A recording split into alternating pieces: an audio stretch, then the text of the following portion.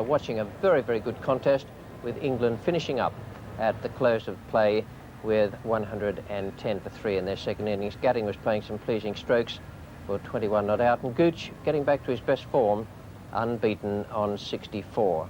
New Zealand bowling figures, very fine effort from Evan Gray, 18.5 overs, 9 maidens, 2 for 25, and Hadley at his best again today, 14 overs, 3 maidens, 1 for 47, and when stumps were pulled for the day, England 75 runs ahead. In effect, they're 75 for 3. Game, it would need New Zealand to strike very, very quickly in the first session of play. To do that, they will need Richard Hadley to be on top form. They'll probably need a little bit of luck as well. It's the third ball of the day, Hadley to Graham Gooch.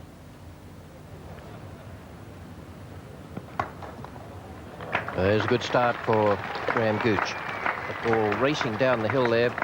You wouldn't think been a lot of rain here overnight. Now Evan Gray coming in from the nursery end, bowling to Gooch. Oh, there's a shout there. They're all asking a reaction from umpire Whitehead. But he's drawn Gooch into a stroke here. Now, really no need to play this at all, but he does, puts his leg out there, and if he had got a little inside edge, that would have been out, but he didn't.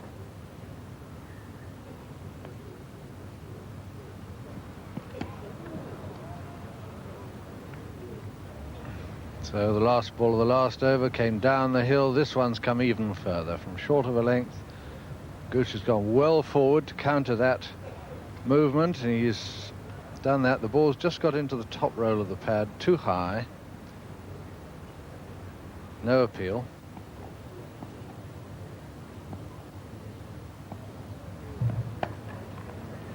Ball there. That's what he was waiting for, having got down the track. He's just caused a few problems. They're trying to get after him without any great success. At the same time, I think Mike Gatting is right to have a go, because while those close fielders are either side, if you're just a bit unlucky, however well you play, you might just bob one up there, and if he can spread the field out, he'll do himself a favour. Word from Hadley now to umpire Bird about the ball, saying it's gone out of shape. Umpire Bird is suggesting that another couple of shots from Gooch might put it back into shape. If they make a change, it will have to be for a ball of similar age. Oops, that stayed low, came back. Perhaps that hit the flat side of the ball. Certainly stayed very low.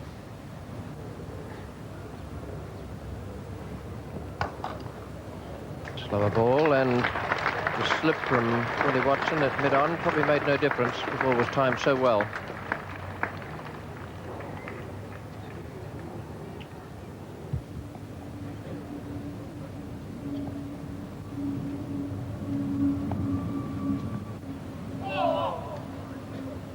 That's the sort of thing Gray is looking for.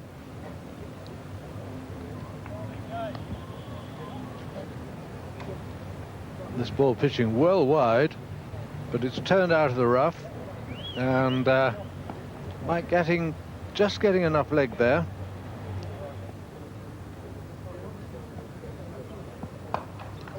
Not quite there, and that's out. Never go to the pitch of the ball, unfortunately. Mike Gatting, and a very good catch for Crow, and just reward for Evan Gray, who has been persistence itself.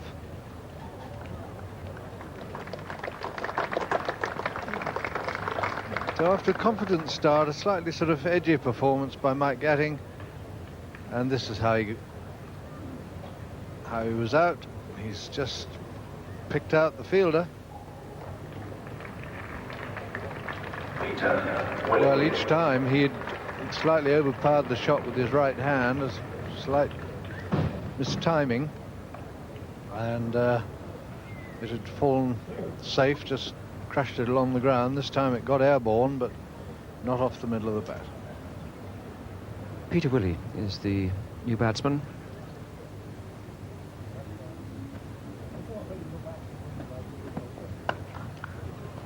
Four runs.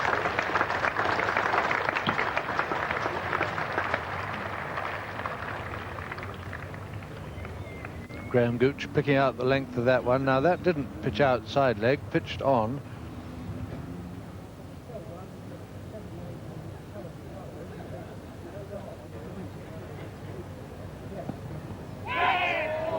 Well, that one hopped.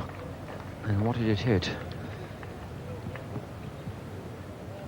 But runs were given, so Peter Willey gets away with a chance there. The ball flying between the gully and the slip fielder.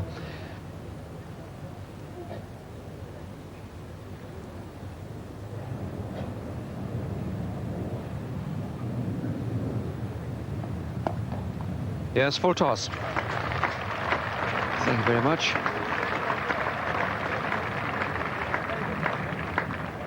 Almost pulls up. And the 150 is up. So at the pavilion end now, a change of bowling. That's John Bracewell. So Richard Hadley comes off. It's the first bowling change of the morning.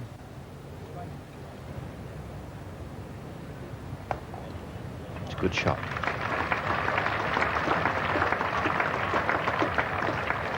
Not a problem for Peter Willey with that two-shouldered stance. Still able to get his offside strokes working pretty well.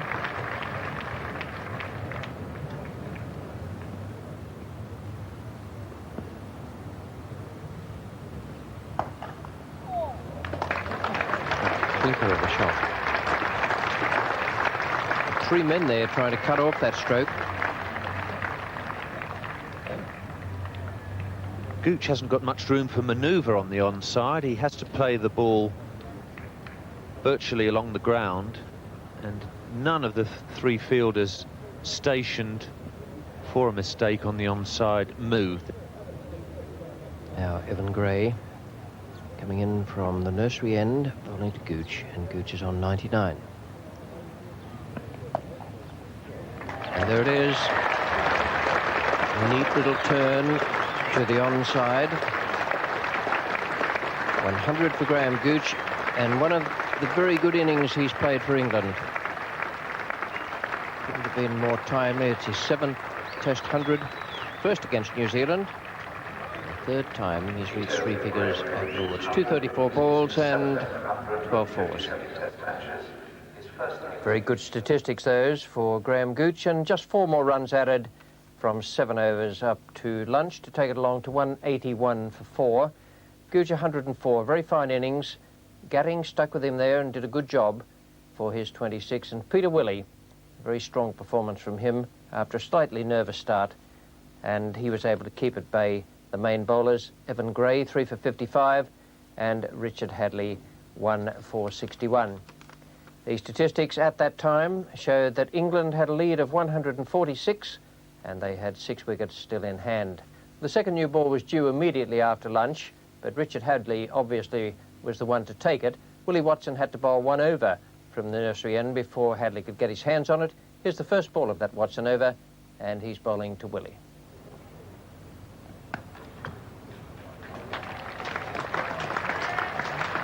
That's a very nice start for Peter Willey.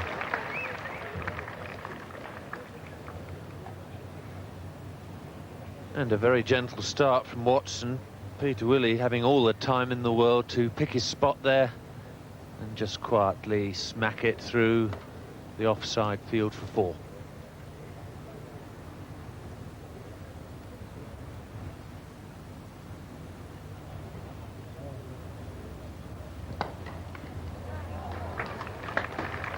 Very good fielding effort. One of those crushing square drives from Graham Gooch with a big heavy bat. And Evan Gray there to his wrong hand, his right hand, is very quickly down. Got a good half stop. I suppose by their very high standards one has to call that a half chance, just carrying to Gray's outstretched hand, but would have been a miracle catch. And there goes the signal to the scorers. New ball. And there's no doubt that New Zealand will set more attacking field now. Richard Hadley from the pavilion end.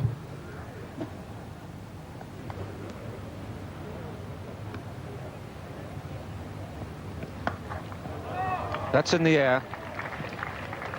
And bounces. That was well bowled by Hadley. Gooch played that hook shot not under control. It was a short arm hook shot, and a top edge went straight up.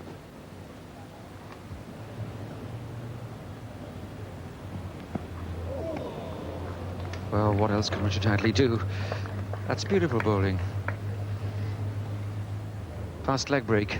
No way that Graham Gooch could have touched that, but always the hope of a snick for the New Zealand slips there.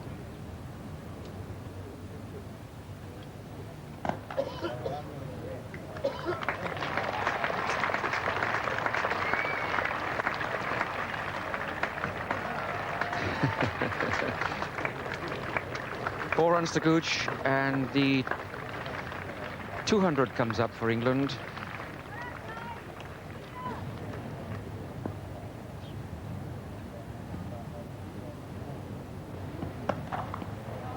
That's perfectly controlled and beautifully played by Graham Gooch. And this time, it's the batsman who's on top.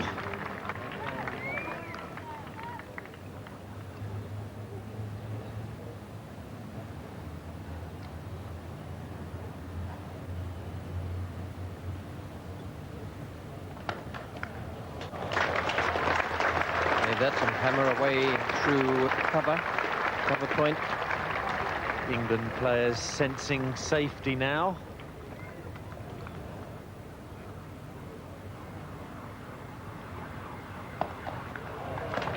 Great shot. Well, this won't do Peter Willey any harm at all. He'll be looking ahead to Australia, and it'll catch the selector's eye, or eyes as well. We've enjoyed all 4 seasons in the last 24 hours at Lord's. Heavy rain last evening, but now the ground bathed in sunshine. A bowling change at the nursery end. Willie Watson making way for the left arm spin of Evan Gray.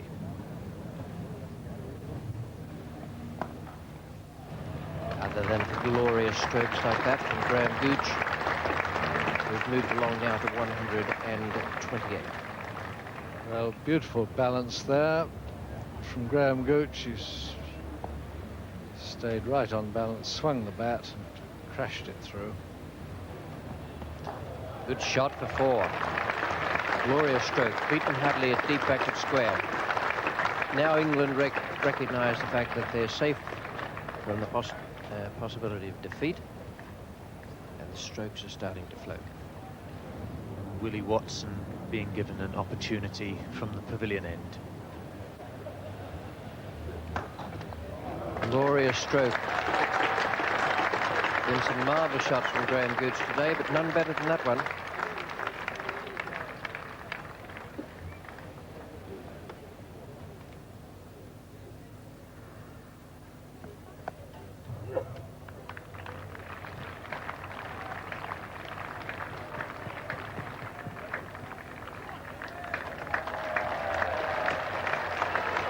And 150 now for Graham Gooch.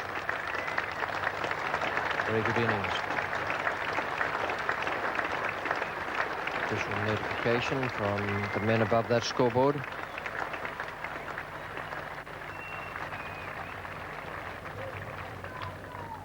Evan Gray changes to around the wicket now to bowl to Graham Gooch.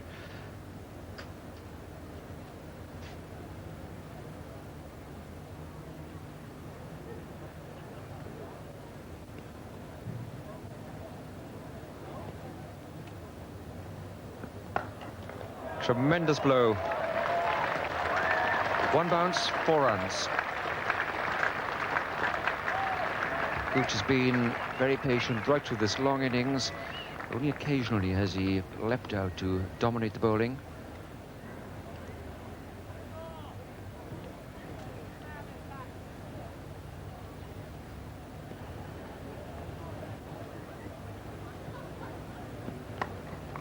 Oh,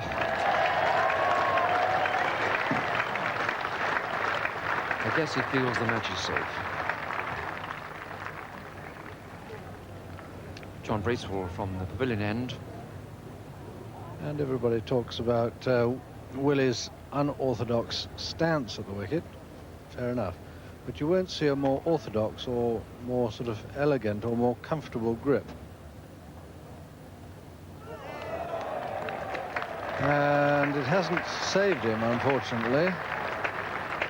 Now, was it his good grip or his bad stance that was responsible for that? I do hope we didn't talk him out. I don't think we did. He can't hear us. Don't think we have that sort of Machiavellian influence, but it just so happens that Bracewell, with a well pitched up and flighted ball, has got Willey playing right across a half volley, and it's hit him, it's hit the leg stump. It's just played all round it.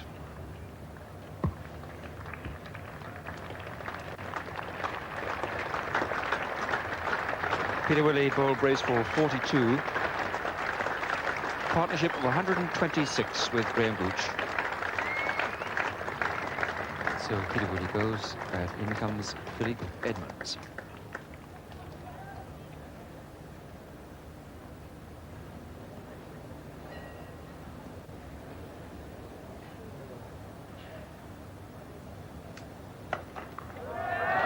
Perfectly good shot, cleanly hit, and quite appropriate too. Phil Edmonds down the track and lofting the ball over the infield.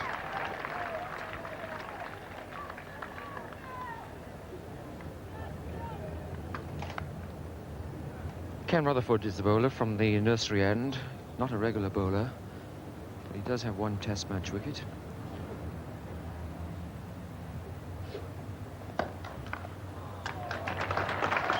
Superb cover drive. Just the one wicket for John Bracewell. He's bowled 21 overs in this innings. And now he's about to bowl just after tea from the pavilion end to Edmonds.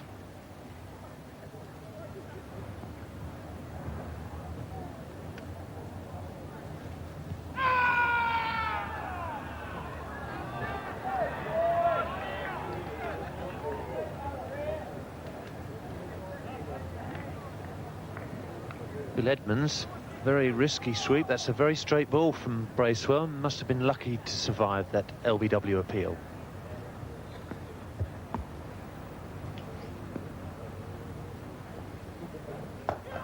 Oh, that's a beautiful shot. Carved beautifully over extra cover by Graham Gooch. And he's just reached the stage of his innings where he can relax now after tea. The match well saved, and treat us to some of the glorious shots.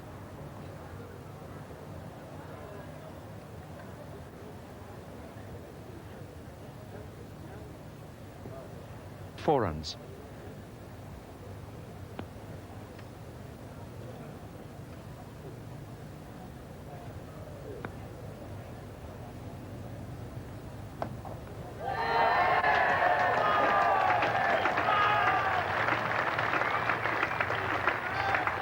Another 4 runs. I think he was aiming for 6 over mid-wicket.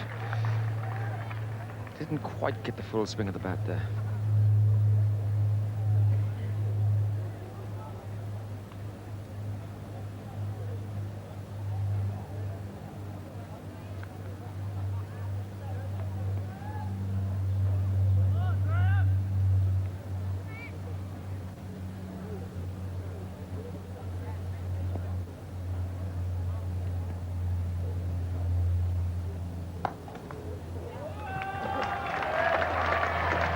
And that's the third successive attacking stroke by Graham Gooch.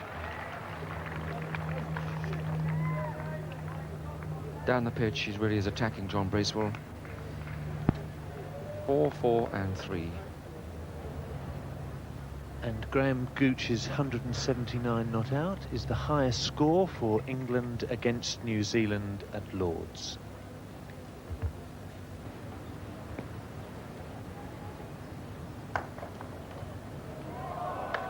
Dropped him.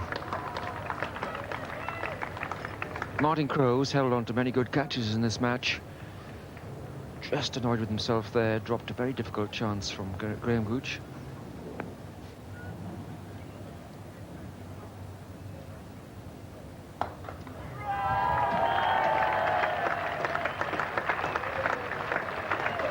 Four runs, and Phil Edmonds copying the style of Gooch.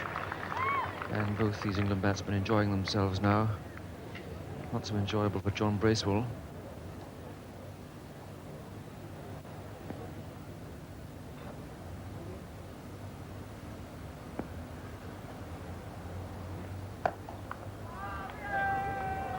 Willie Watson, safely taken. Away down at long off, and was well bowled by John Bracewell. He beat Gooch in the flight. And it may well be now there's a declaration with England skipper Mike Gatting seeking to apply some psychological pressure to the New Zealand batsman. Graham Gooch, 183 before he was caught by Willie Watson off John Bracewell's bowling.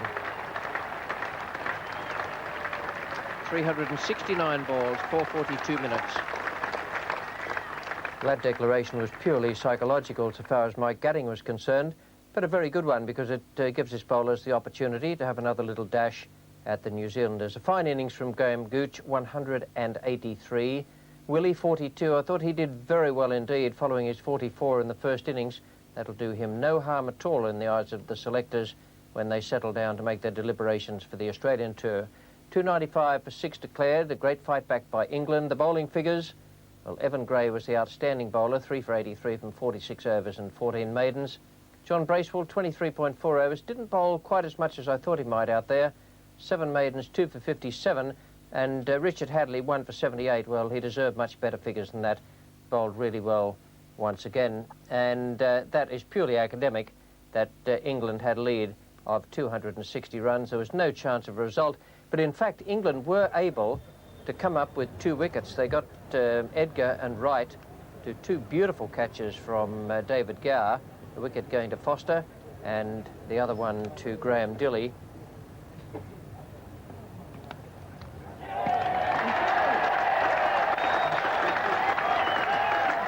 That's a great boost for Neil Foster.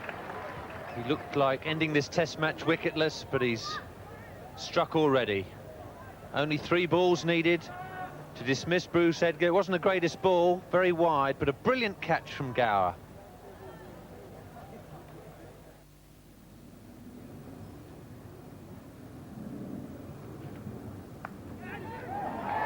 He's got him. Another brilliant catch by David Gower. Very well bowled by Graham Dilley. Dug it in, got some surprising lift. Astonished John Wright. A second brilliant catch, and poor John Wright departs for a pair in this Lord's Test match. And Graham Dilley, just like Richard Hadley, has been able to extract life from this Lord's pitch. That one flies off the edge of the bat. Another fine catch by David Gower. Tremendous performance from David Gower there to hang on to those 2 catches, and it won't do his confidence any harm at all either.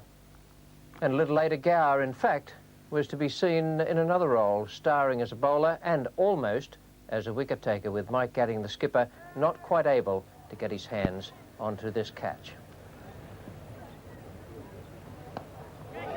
Oh, and the wonder Gower is shaking his head. His captain has put down a chance off his bowling.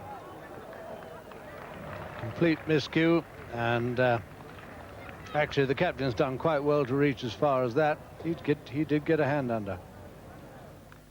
Although in later years that will look as though there might have been a tremor or 2 at the top of the order, with Edgar making naught and Wright also failing to get off the mark. In fact, it was purely an exercise in psychology by England, and quite a successful one too. Rutherford, 24 not out. He got off the mark in the second innings, and the bowling figures, Foster 1 for 13 and Dilley 1 for 5. This match at Lord's, the first Cornhill Test match of the series, finished drawn. England 307 and 295 for 6 declared. New Zealand 342 and 41 for 2 in a short time of batting in their second innings. Well, in a way that was disappointing. All drawn matches are disappointing, but we did have the pleasure of seeing Tony Lewis, the man of the match adjudicator, make the presentation to the man he nominated, Graham Gooch. He had three men in mind: Richard Hadley, Martin Crowe and Gooch. In the end, it was Graham Gooch who received it.